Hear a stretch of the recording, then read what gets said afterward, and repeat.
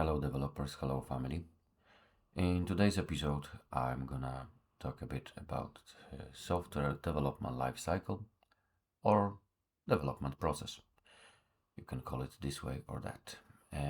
So as always, what I changed in my sample project is updated the README file here with those two new keywords: software development lifecycle (SDLC) and SDLC as code, because I'm gonna show you how to make the process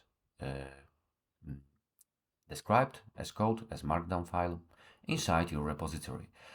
Apart from that, I also updated the keyword mind map here, software development lifecycle and SDLC as code, to visualize those changes. So here we have the list of the changes that I'm gonna commit after this video. We have the update in README. We have the new entry in the architecture decision log. Log keeps all of our decisions, whether they are architectural or practical or some other, it doesn't matter. So we have the SDLC ADR, architecture decision record itself, and the development process described. So let's jump into the architecture decision log. Yep. Here we have the architecture decision log with the new entry to follow software development lifecycle. So nothing else was changed here in this log, apart from adding this new entry and updating the work break structure. Let me close the commit window to have a little bit more space. Yep. So let's jump into the ADR number 9, follow software development lifecycle. As always, we have here the context of it, why we are doing that. I'm not gonna read it here, but what is important is that whether you choose this or that framework for as a software development lifecycle, you should consider covering gathering requirements, planning, designing software, development, testing, deployment, and maintenance. All those phases of software development lifecycle should be considered in your process. You should know what to do in each of those phases. Where are you gonna gather requirements? How you're gonna deploy it? How you're gonna deliver it and develop and test? All those things are important. And for me, the most convenient framework for as a software development lifecycle is the Scrum. Scrum is very powerful and well described. That's why the entire decision says that we are gonna use Scrum. But even if we say that let's use Scrum, there are still many details to be filled inside this Scrum framework. Yeah, that's why I also created the development process page, which is here under the process folder, and here is the document describing how we're gonna work inside this Scrum framework. Yeah, so for example, and of course you can evolve this document in whatever way you want, because it is not full, it doesn't cover everything that is interesting in our everyday work. So, but anyway, I have here the team members, and of course when team changes, also we should update it and create a pull request with the changes. We have here the mentioned product backlog where it's gonna be kept and how we're gonna analyze it and so on. I added few ceremonies that we're gonna maintain during the Scrum sprints, but anyway, this is not enough to understand for everybody to understand the sprint planning.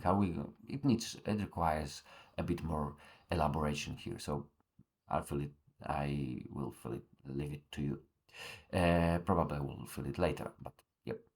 And what is the most important for me is the process diagram. I will explain it a bit, because this uses the PlantUML library, PlantUML site, plantuml.com. You can read more about the syntax of the mind map on plantuml.com. But anyway, on the left side, we have some kind of legend, yeah, about the process. The short description, the phases, the roles that we need in our team, environments we're gonna use and deploy to statuses of those tasks that we're gonna issues that we're gonna implement during the process, backlogs that we need, metrics. As you can see here is the to do, which means that still there is something to left to finalize within this process. And here we have the set of ideas that are behind this entire process, yeah, and tools, of course. And from the let's say operational perspective, you have here those mentioned phases: analysis, development, QA, staging, and explaining. Let's say reading. You should read it from top to bottom, one by one, gathering the idea how we should work. Yeah, for example, how when the issue status is set to in progress, developer picks up any of the issues marked as ready for development, yeah, which is a status of issue inside the issue tracker that you have. And you can update it in whatever way you want, according to the way you operate within within your team. This is just a sample, but very often we decide to analyze the development life cycle, create such document, such diagram to materialize the current state, current status of the software development life cycle. And then, for example, during the retro meetings, you say you elaborate on that, you figure out that there is something missing or we need to change the way we work. So what you do, you change the document, the development process life cycle. Of course, very often it also requires some additional changes inside your repository, like pipelines changes, maybe Terraform changes, many things. If you use the infrastructure or everything as code, there are very often additional changes apart from this document required to change the process, yeah.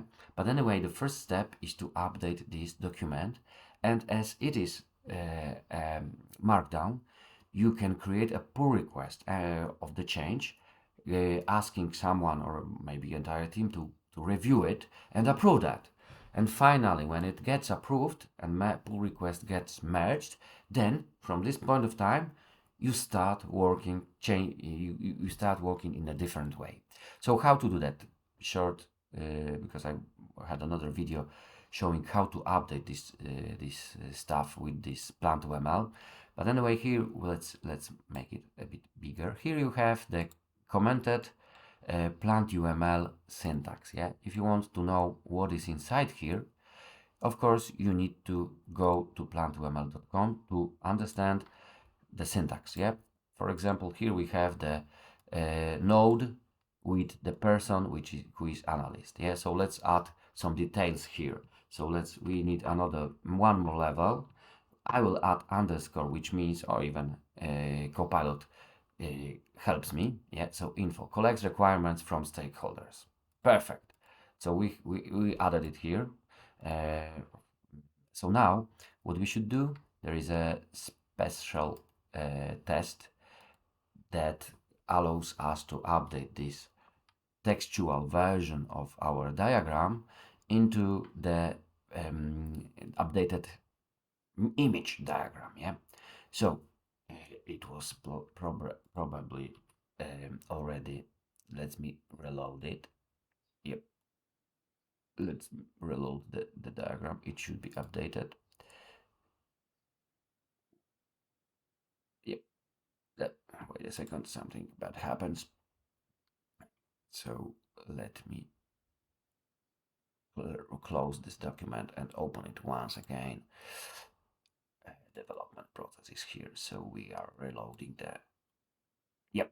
So here we have the updated diagram. I will show it to you. Yeah, so analyst collects requirements from stakeholders. Yeah, we added some additional information here, and in the same way we can change any part of the process described in here. Yeah, and this diagram is, let's say, the most important part of this process for me. But of course, you can have the process described in any way you want, but remember that this is good to have it materialized as a markdown document, because then you can use all the tools we have to update it, to approve it through pull request and code review or docs review, And that's the basic idea I propose.